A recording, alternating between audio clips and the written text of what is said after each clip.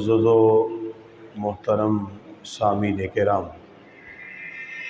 آج بھی ہماری گفتگو کا جو موضوع سخن ہے وہ سود کی حرمت اور اس کی حرمت کے پیچھے جو حکمتیں کار فرما ہیں، ہم آج ان حکمتوں پہ بات کریں گے کہ اللہ تعالیٰ نے اس کو جو حرام قرار دیا اور شریعت مطہرہ میں اس کی حرمت کے آخر کیا اسباب ہیں۔ دعا ہے اللہ تعالیٰ ہماری آج کی اس نشست کو اپنی بارگاہ میں قبول فرما کے ہم سب کے لیے ذریعہ نجات بنا دے۔ اسلام نے جو معاشی نظام متعارف کروایا اس میں امیر و غریب کے حقوق بھی ذکر کر دیے اور اس کے بارے میں جو اشکالات ہیں اس کی تفصیلات ہمیں احادیث میں ملتی ہیں۔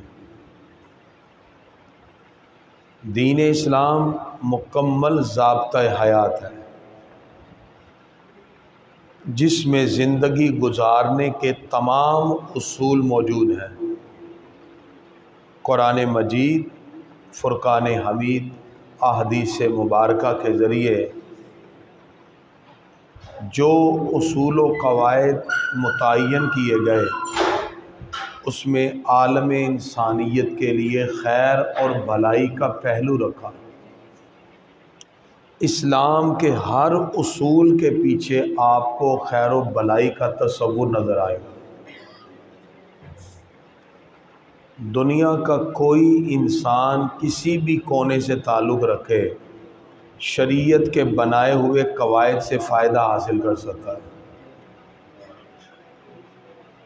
عرب معاشرے میں جاہلیت سے ہی اسلام سے قبل کچھ ایسے عمل رائج تھے، کچھ ایسی رسوم و رواج تھی جس کی وجہ سے مظلوم انسانیت ظلم کی چکی میں پستی رہی۔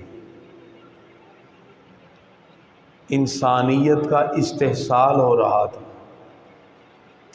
تو جب اسلام اپنی برکتوں کے ساتھ آیا، عرب کے تمام علاقوں میں اسلام کی عظمتیں پھیلی، تو پھر اسلام نے مظلوم انسانیت کو ظلم سے نکال کر اسے بھی معاشرے میں جینے کا حق عطا کیا اور جینے کے اصول عطا فرمائے۔ اس اعتبار سے اسلام نے امیر کو امیر سے امیر تر اور غریب کو غریب سے غریب تر، ان دونوں انتہاؤں سے بچا کر اسلام نے اس کے مابین اسلامی معاشی زندگی کا خوبصورت تصور دیا۔ تو جو اسلامی معاشی نظام کو تباہ کر رہا تھا اس دور کا وہ طبقہ کہ جو صرف دولت پیسے کو ہتھیانے کے لیے غریب کی مجبوری سے فائدہ اٹھا کر اس کو سود جیسے عمل پہ مجبور کر رہا تھا، اسلام نے سود کی مکمل مذمت فرما دی۔ سود کیا ہے؟ سود عربی زبان میں ربا کو کہتے ہیں۔ ربا کا مطلب ہوتا ہے زیادتی، بڑھوتری، اضافہ۔ وہ اضافہ جو بغیر کسی محنت کے، مشقت کے بندہ حاصل کر لے، جس کے اندر اسے کوئی محنت نہیں کرنا پڑی، ہم کہیں گے کہ یہ سود ہے۔ اس میں علامہ راغب اصفہانی وہ کہتے ہیں کہ اصل مال پر زیادتی کو ربا کہتے ہیں۔ لہذا وہ زیادتی، وہ منافع جو بندہ کسی بھی چیز پر فکس کر کے کما رہا ہے اور بغیر کسی محنت کے کما رہا ہے اسے سود میں شامل کر لیا جاتا ہے۔ اسلام سے پہلے عرب میں ربا اور سود یہ تھا، کوئی ضرورت مند کسی سے قرضہ لیتا اور اگر وہ وقت پہ واپس نہ کرتا تو وہ معاوضے کو دگنا کر کے واپس دیتا۔ اب اس طرح کے کچھ نہ کچھ سود رائج تھے، اور اسی طرح کچھ لوگ کسی کو قرضے پہ پیسہ دیتے اور واپسی پہ زیادہ کا مطالبہ کرتے، تو یہ ساری کی ساری چیزیں سود میں شامل ہو گئیں۔ قرآن مجید فرقان حمید میں سود کے خلاف تقریباً 12 آیات ہیں جس میں حکم ہے سود کا۔ کتنی ہے جی؟ 12 آیتیں جس میں ربا کا ذکر آیا، اور مختلف مقام پر اللہ تعالیٰ نے سود کی مذمت کا حکم ارشاد فرمایا۔ پروردگار نے واضح طور پہ ارشاد فرمایا وَمَا آتَيْتُم مِّن رِبا، اور جو مال تم سود پر دیتے ہو، لیربوا، تاکہ اس میں اضافہ ہو جائے، فی اموال الناس، لوگوں کے مالوں میں بڑھ کے اس میں اضافہ ہو، فلا یربو عند اللہ، وہ اللہ کے ہاں نہیں بڑھتا، اللہ کے نزدیک نہیں بڑھے گا۔ وما آتیتم من ربا، اور جو تم نے مال سود پر دیا، لیربو فی اموال الناس، تاکہ لوگوں کے مالوں میں اضافہ ہو، فلا یربو عند اللہ، اللہ کے ہاں وہ نہیں بڑھتا۔ تو قرآن مجید فرقان حمید میں سودی کاروبار کے حوالے سے صریح طور پہ منع کر دیا۔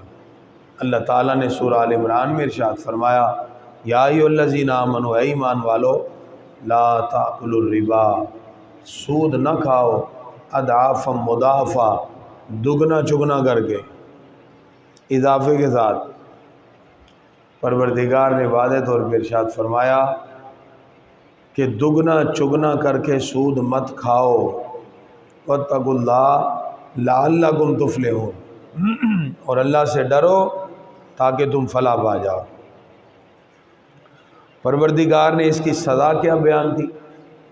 قیامت کا دن ہوگا، سارے میدان حشر میں کھڑے ہوں گے، گناہوں کا بوجھ ہوگا لیکن گناہ ظاہر نہیں ہوں گے، سود خور سارے میدان حشر میں واضح طور پہ نظر آئے گا، یہ سود خور ہے۔ کیسے؟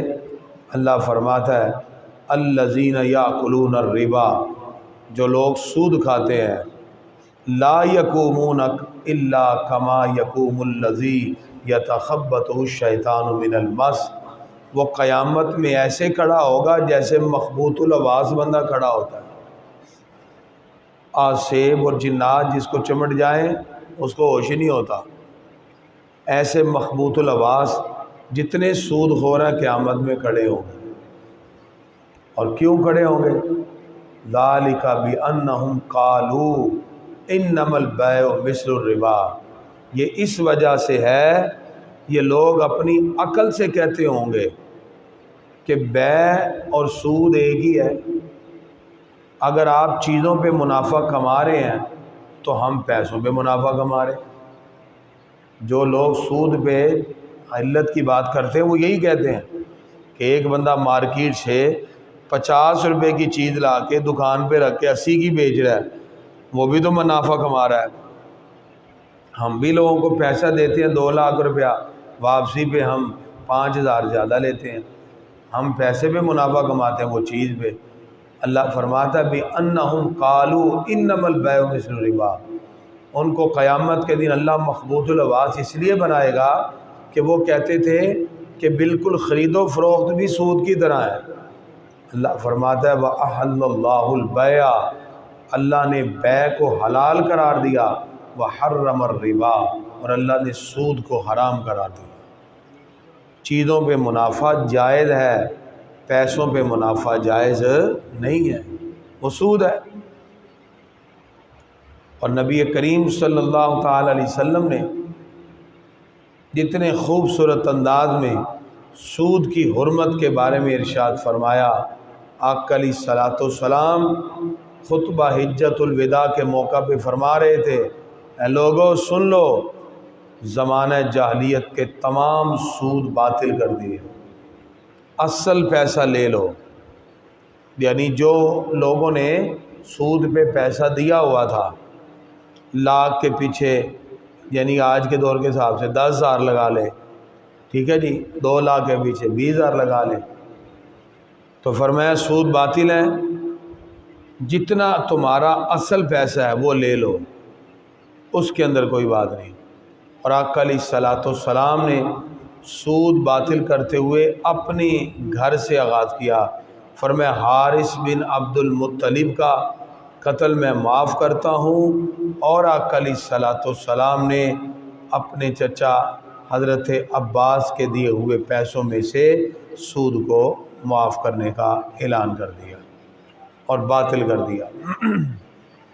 اصل پیسے فرمایا لے لو۔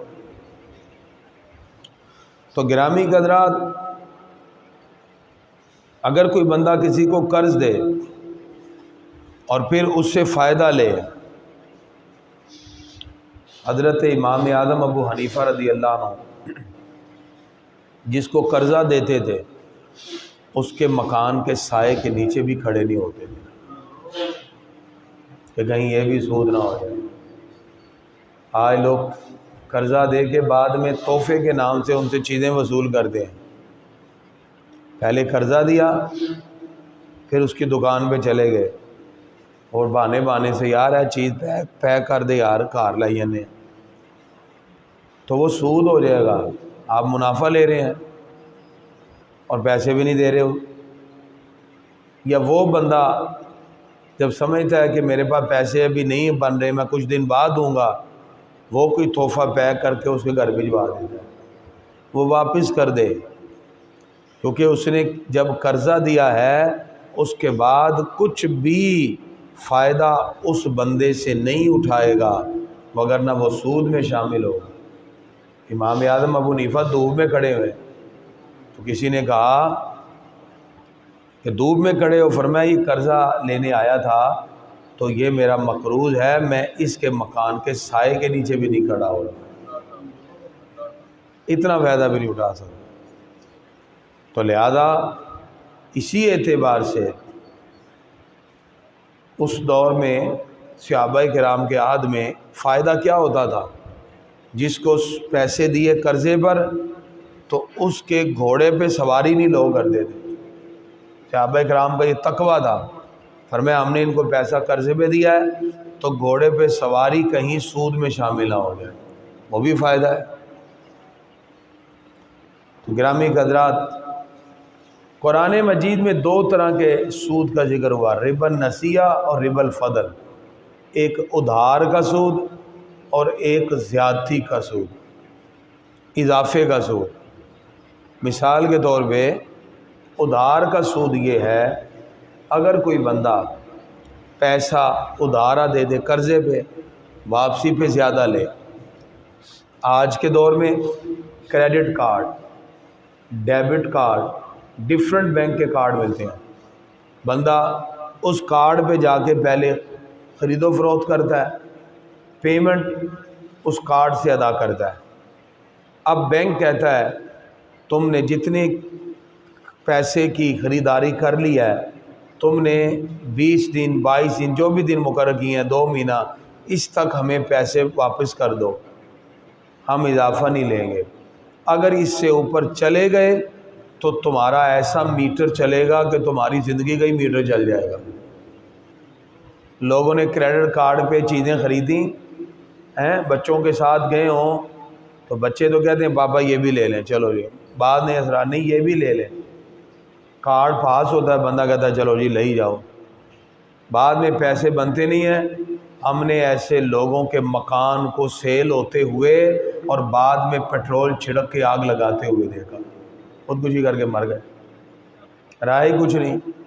بینک والے آئے اور بھائی تم نے ایسے نہیں دیے، خریداری کر لی 2 لاکھ کی، سود چڑھ گیا 20 لاکھ کا، نہیں دیا، وہ بڑھاتے گئے، ان کا تو میٹر چل رہا ہے، آپ کا میٹر رکا ہوا ہے، ان کا میٹر نہیں رکا ہوا۔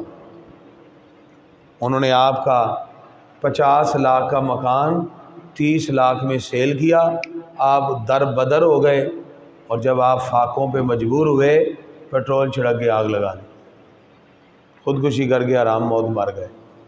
تو اسلام نے پہلے کہا تھا حلال کھاؤ، کس نے کہا تھا سود میں جاؤ؟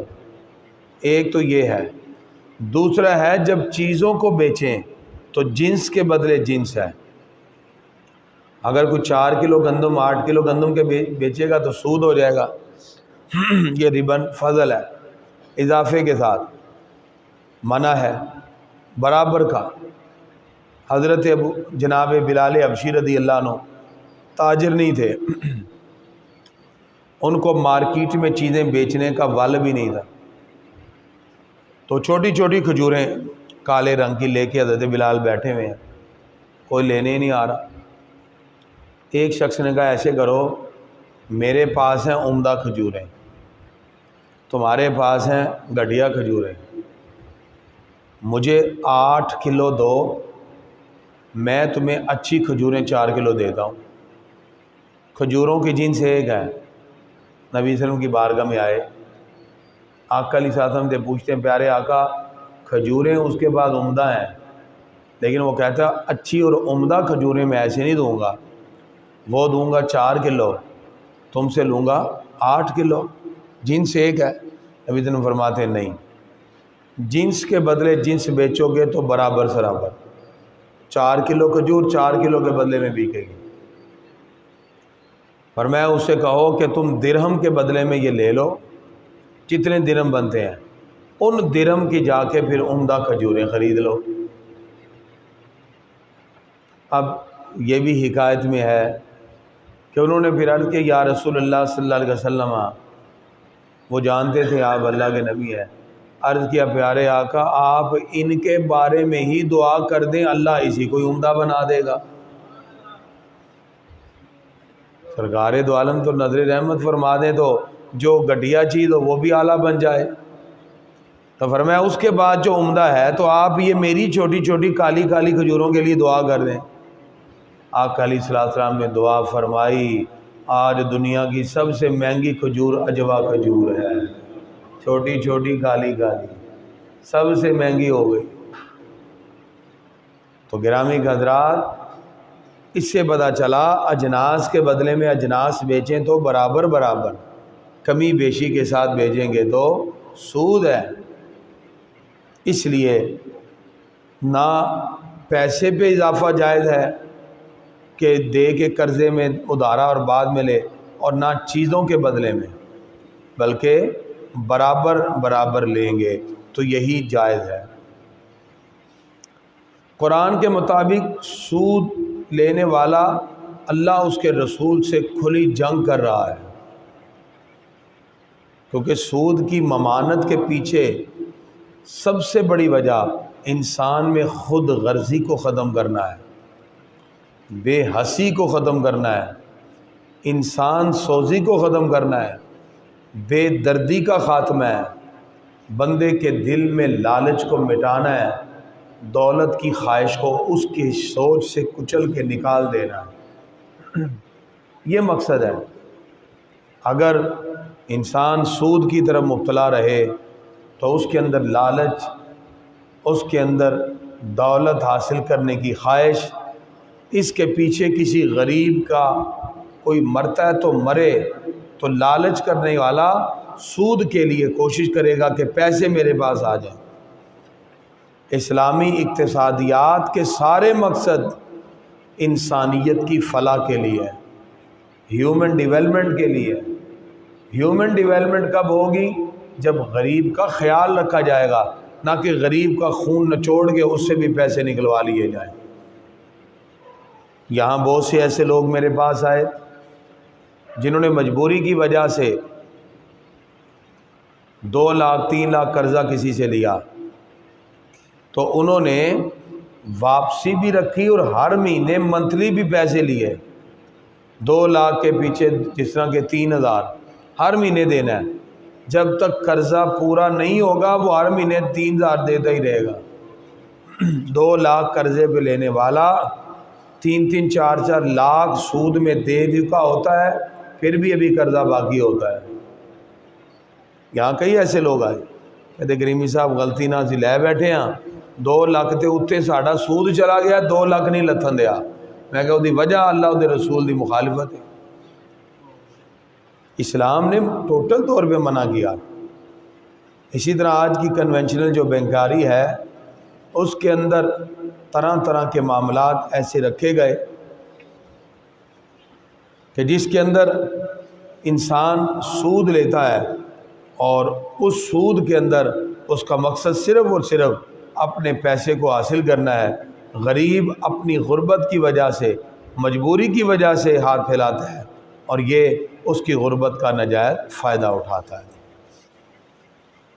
تو گرامی کے حضرات، اسلام نے سود خور کے لیے بڑے سخت لفظ استعمال کیے۔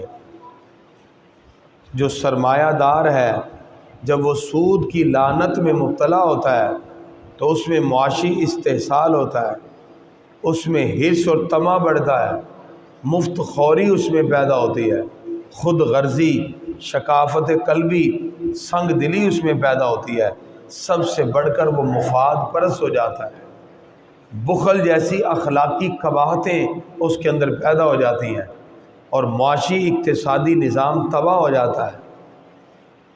دین اسلام نے ان تمام چیزوں کے بارے میں بڑے سخت احکام ذکر فرمائے۔ اس لیے اللہ رب العزت نے وعدہ کیا لا تاکلوا الربا اضعافا مضاعفا، بڑا چڑھا کے سود نہ کھاؤ۔ نبی کریم صلی اللہ علیہ وسلم فرماتے ہیں 7 ہلاک کر دینے والے گناہوں سے بچو۔ عرض کیا پیارے آقا وہ 7 گناہ کون سے ہیں؟ فرمایا اللہ کے ساتھ شریک کرنا، جادو کرنا، جس نفس کو اللہ نے حرام کیا اس کو ناحق قتل کرنا، سود کھانا، یتیم کا مال کھانا، جنگ کے دن پیٹھ دکھا کے بھاگ جانا اور پاک دامن عورتوں پر تہمت لگانا۔ 7 بڑے بڑے گناہ سرکار نے ذکر فرما دیے۔ اس لیے فرمایا وہ 1 درم سود کا جو انسان جانتے ہوئے کھاتا ہے 36 مرتبہ زنا سے زیادہ سخت ہے۔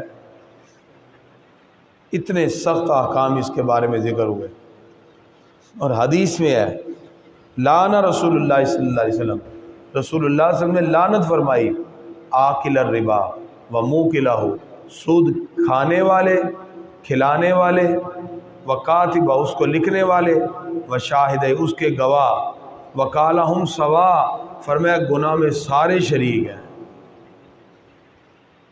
لہذا اس میں آقا علیہ الصلوۃ والسلام نے واضح طور پہ اس کا حکم ارشاد فرما دیا کہ یہ سارے کے سارے لوگ اس گناہ میں شریک ہوں گے۔ اور یاد رکھیے جس وقت ہم اسلام کی چیز کو دیکھتے ہیں اس کے پیچھے ہمیں بڑی خوبصورت حکمتیں ملتی ہیں۔ انسان سود سے بچ کر بہت سی اخلاقی برائیوں سے بچ جاتا ہے اور اس کے دل میں خود غرضی کم ہو جاتی ہے اور وہ خرچ کرنے کا جذبہ زیادہ رکھتا ہے۔ اس لیے قرآن و سنت کے اندر سختی کے ساتھ منع کر دیا گیا کہ قطعاً ایسا عمل نہ کریں۔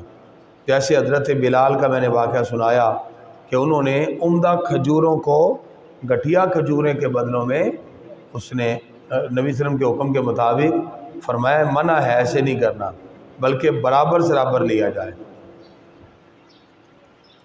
نبی کریم صلی اللہ تعالی علیہ وآلہ وصحبہ وبارک وسلم آپ نے متعدد مقام پر یہ حکم ارشاد فرمایا اور واضح طور پہ فرمایا کہ وہ عمل کیا جائے جس کے اندر برابر سرابر کا عمل ہو۔ لہذا اگر کوئی شخص ایک طرح کی چیزوں کو بیچتا ہے تو برابر بیچے گا، سونا، چاندی، گندم، جو، کھجور، جتنی بھی چیزیں ہیں برابر ہوں گی اور چیزوں کا تبادلہ شریعت کے اصول کے مطابق ہوگا۔ بعض لوگ سمجھتے ہیں کہ صرف وہ سود حرام ہے جو صرف پیسہ دیا جائے اور پیسے پہ اضافہ لیا جائے۔ حالانکہ نہیں، اس کے علاوہ دیگر جو معاملات ہیں، ذاتی اور کاروباری جو قرضے ہیں، اس کے اندر بھی یہی حکم ہے کہ آپ کسی بھی قرضے پر اضافہ اور زیادتی نہیں دیں گے، وگرنہ وہ سود میں شامل ہو جائے گا۔ نبی کریم صلی اللہ تعالی علیہ وسلم نے خطبہ حجۃ الوداع کے موقع پر واضح طور پر یہ حکم ارشاد فرما دیا کہ کوئی شخص کسی طرح کا سود نہیں لے سکتا۔ گرامی حضرات، اب اس کے نقصانات کیا ہیں؟ جس وقت کسی بھی معاشرے میں لوگ سود لیں اور پیسے کو معین مدت پہ قرض پہ دیں تو اس سے سب سے پہلے معاشرے میں غریب کا استحصال ہو جاتا ہے،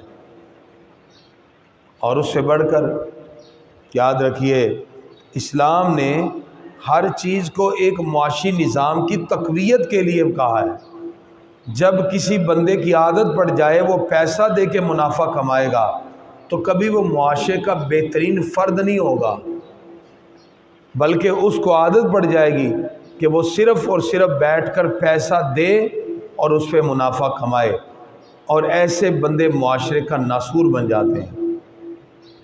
ان کے اندر صرف بیٹھ کر پیسہ کھانے کی عادت بن جاتی ہے۔ معاشرہ تو چاہتا یہ ہے کہ لوگ پریکٹیکلی معاشرے کے اندر کردار ادا کریں۔ اسلام نے جائز کمائی پر زکوٰۃ دینے کا حکم دیا۔ جب بندہ زکوٰۃ دیتا ہے اس کا پیسہ سرکل میں آتا ہے، اس لیے اللہ فرماتا ہے یمحق اللہ الربا ویربی الصدقات، اللہ سود کو مٹاتا ہے، صدقات میں اضافہ فرما دیتا ہے، صدقے بڑھ جاتے ہیں۔ جو اللہ کی راہ میں پیسہ دیا جائے گا اس میں اضافہ ہی اضافہ۔ دنیا دار انسان سود کو نفع بخش سمجھتا ہے اور زکوٰۃ کو مال میں کمی سمجھتا ہے، حالانکہ برعکس ہے، زکوٰۃ دینے سے مال بڑھ جاتا ہے اور سود لینے سے مال کم ہوتا ہے۔ میں ایک بندے سے ملا، کہتا کریمی صاحب بات ایسے ہی ہے، بینک میں کام کا، کہتا ہے سود کا پیسہ لیتے ہیں لیکن زندگی میں کوئی برکت نہیں ہے، طرح طرح کی بیماریاں آتی ہیں، پیسہ پتہ نہیں لگتا جاتا کدھر سے ہے۔ اور حالت زار دنیا میں یہ ہے، قیامت کے اندر بھی ایسے ہی ہوگی۔ وہ قیامت کے دن بھی پہچانے جائیں گے کہ یہ سود خور ہے۔ اب تو لوگ فخر سے اپنے نام کے ساتھ لگاتے ہیں فلاں سود خوریا ہے، اور لوگ بھی اس کے مال کو کھاتے ہیں۔ حرام پیسہ اللہ کی راہ میں بھی دینا حرام ہے، کیونکہ سود ایک سنگین جرم ہے، برزخ اور قبر میں بھی عذاب کا سبب ہے، اور اسی وجہ سے خونی رشتے بھی ایک دوسرے سے جدا ہو جاتے ہیں، کیونکہ مقصد تو صرف دولت اور پیسہ پھر کمانا رہ گیا۔ آج ہمارے معاشرے میں بڑھتی ہوئی یہ جو بے راہ روی ہے، اس کے اندر بولی والی کمیٹی سود میں چلی گئی۔ لوگ چیزوں کو بیچتے ہوئے معاملات کے اندر سودی معاملہ طے کر دیتے ہیں، جو کہ درست اور جائز نہیں۔ کاروباری سطح ہو یا کسی بھی جگہ پر، تو اسلام نے قطعاً اجازت نہیں دی ہے کہ آپ فکس پروفٹ کے ساتھ یا منافع کے ساتھ کوئی کام کریں، بلکہ اسلام نے وہاں جائز ریسورس استعمال کرنے کا حکم دیا ہے۔ گرامی حضرات، آج کی گفتگو سے یہ بات معلوم ہوئی کہ ہمیں حتی الامکان ایسے عمل سے بچنا چاہیے جس کی وجہ سے معاشرے میں معاشی استحصال ہوتا ہے۔ تو سود سے بچنے کا حکم اس لیے دیا تاکہ لوگوں میں غربت کے حوالے سے غریبوں کے احساس پیدا ہوں، نہ کہ غریب کی غربت کا بندے مذاق اڑائیں اور ان سے پیسہ لے کر پھر ساری زندگی ان کو اپنا مقروض بنا کے رکھیں۔ اسلام اس کی قطعی اجازت نہیں دیتا۔ ہر ایک آزاد پیدا ہوا وہ آزادی کے ساتھ اپنی زندگی گزار سکتا ہے، اگر اس کو سودی معاملے میں جکڑ دیا جائے گا تو پھر وہ اپنی آزادانہ صلاحیتوں کو بھی ضائع کر دیتا ہے۔ تو دعا ہے اللہ تعالی ہم سب کو سود کے عمل سے خود بھی بچنے اور دوسروں کو بھی بچانے کی توفیق دے۔ آج کا شرعی مسئلہ، گرامی حضرات، مسجد پڑھنا، اب پڑھی جائے نماز تو اس میں ثواب اس سے بھی زیادہ ہے۔ اور اسی طرح جو شخص مسجد کے لیے گھر سے نکلتا ہے، گھر سے مسجد تک آتے آتے اللہ ہر قدم کے بدلے میں اس کے درجے کو بلند فرما دیتا ہے۔ لہذا اس لیے جب مسجد میں آئیں تو آداب مسجد کا بھی خیال رکھیں، اور اس کے ساتھ ساتھ مسجد میں اللہ کی رحمتوں سے بھی مستفید و مستنیر ہوتے رہیں۔ اب اگر آپ کے ذہن میں کوئی مسئلہ اور سوال ہے تو پوچھئے، آپ کے پوچھے گئے سوال کا جواب قرآن و سنت کی روشنی میں دیا جائے گا۔ جی جی نہیں، تعداد سے کوئی تعلق نہیں ہے۔ نمازی جتنے مرضی ہوں، 3 نمازی بھی ہوں، جماعت ہو جائے گی، پھر بھی اللہ ثواب عطا فرما دے گا۔ جائے مسجد میں زیادہ ثواب ہے، وہ تو مسجد کی وسعت کی وجہ سے، ساری بات ہے۔ اتنا تو ہے نا کہ جہاں لوگ زیادہ ہوں گے وہاں کوئی اللہ کا پیارا بھی ہوگا۔ 40 لوگوں میں کوئی ایک اللہ کا پیارا ہوتا ہے، اس وجہ سے کہا گیا۔ لیکن اگر کوئی بھی مسجد ہے، مسجد کا تو ثواب ملے گا، البتہ زیادہ جہاں لوگوں کی تعداد ہوگی اس کی وجہ سے امید ہے اللہ کا کوئی پیارا ہو، اللہ اس کی برکت سے پروردگار ہماری کامل حتمی مغفرت ہی فرما دے۔ اس لیے کثرت افراد کے درمیان عبادت کا یہ کنسیپٹ ہوتا ہے۔ اور کوئی سوال؟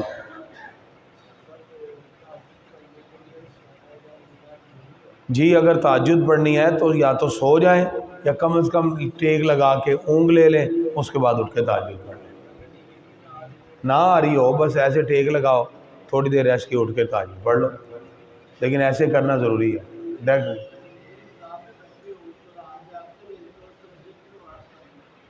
تہجد کی نماز پڑھنی وہی میں نے کہا نا، بس ایسے ٹیک لگائیں، تھوڑی دیر آنکھ بند کی، اس کے بعد اٹھ کے تہجد پڑھ لیں۔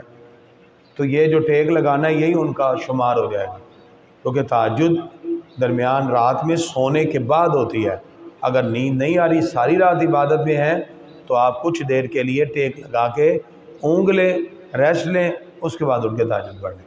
وہ آپ کا ریسٹ کرنا اس میں شامل ہو جائے۔ جی نہیں، صرف ایسے ٹیک لگانے سے وضو نہیں ٹوٹتا، وضو ٹوٹے گا جب آپ سو جائیں گے، صرف ایسے ٹیک لگا کے ریسٹ کرنے سے وضو نہیں ٹوٹتا۔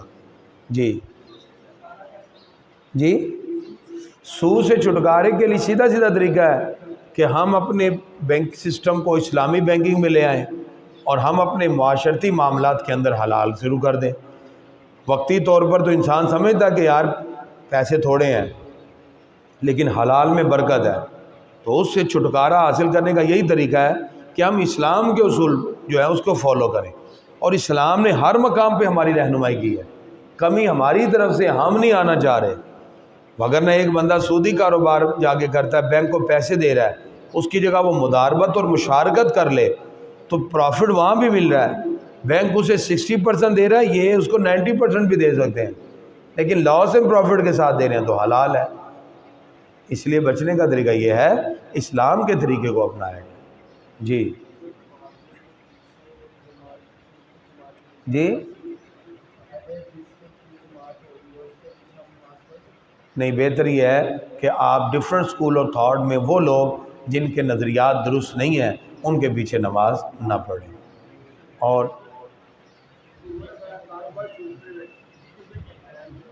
اگر کوئی حالت روزہ میں شوگر چیک کرتا ہے تو پھر اس صورت کے اندر اس کے روزے پہ کوئی اثر نہیں پڑتا، شوگر چیک کر سکتا ہے حالت روزہ میں، ڈائبٹیز پیشنٹ جو ہے۔ گورنمنٹ اگر سود پہ کر رہی ہے، کچھ حلال بھی کر رہی ہے، تو ہم امید رکھتے ہیں کہ وہ حلال والا کام ہمیں مل رہا ہے۔ بہرحال گورنمنٹ کو سود نہیں کرنا چاہیے، گورنمنٹ کیا پوری دنیا بھی سود پہ لگ جائے گی تو پھر بھی وہ حلال نہیں ہوگا، حلال وہی ہوگا جو اللہ اس کے رسول نے مقرر کیا ہے۔ تو لہذا میں نے اس میں بتا دیا نا کہ سارا کام سود پہ نہیں ہوتا، کچھ اس میں حلال بھی ہے، تو ملازم یہی سمجھے کہ میں جو حلال والا ہے اس میں سے لے رہا ہوں، لہذا وہ اپنی اسی نیت پہ رہے گا۔ تو ہم یہ تو نہیں کہہ سکتے کہ اتنے پرسنٹ ہے، یہ ہے، ہمیں پتہ ہی نہیں اس میں، اگر کچھ پرسنٹ سود ہے کچھ حلال ہے، ہم حلال والے سمجھیں گے۔ جی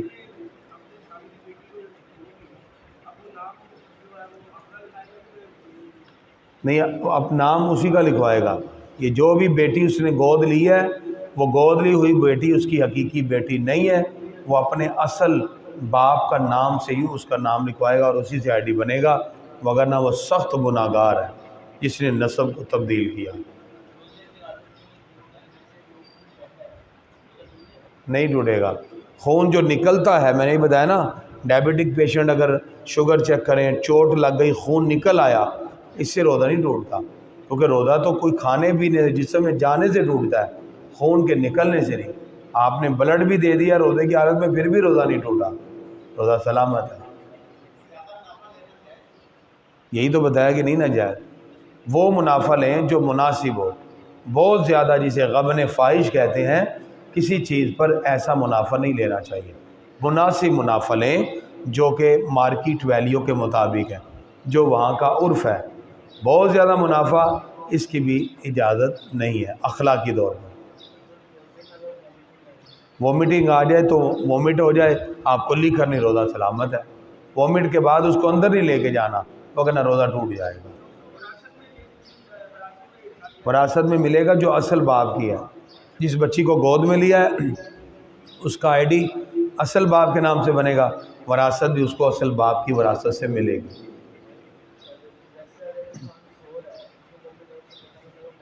جب پتہ ہی نہیں چلا تو پھر ستے بندے نو کی پتا کی ہویا ہے کی نہیں ہویا، جو انہوں پتہ ہی نہیں ہے تو پھر مسئلہ کہاں پوچھن دیا بھائی۔ اگر اس کو پتہ چل گیا تو وہ کلی کر لے، اگر سوئے ہوئے کچھ ہو گیا تو اس کو کیا پتہ کیا ہوا ہے، تو اس کو کیا وہ مسئلہ کسی کا، وہ کہے گا جی مجھے ایسا مسئلہ بتائیں جس کا مجھے پتہ ہی نہیں میرے ساتھ کچھ ہوا ہے، تو ہم کہیں گے جو ہوا ہے تو ہمیں بھی نہیں پتہ وہ کیا ہوا ہے، تو پھر وہ کچھ بھی نہیں ہوا ہے۔